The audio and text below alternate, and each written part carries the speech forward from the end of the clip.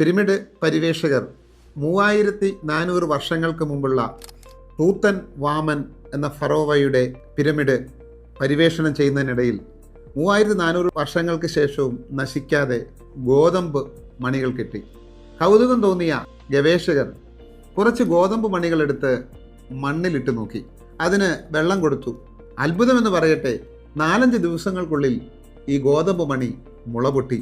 ഒന്ന് ആലോചിച്ച് നോക്കിക്കേ, ഈ ഗോതമ്പ് മണി എന്തിനു വേണ്ടി കാത്തിരിക്കുകയായിരുന്നു?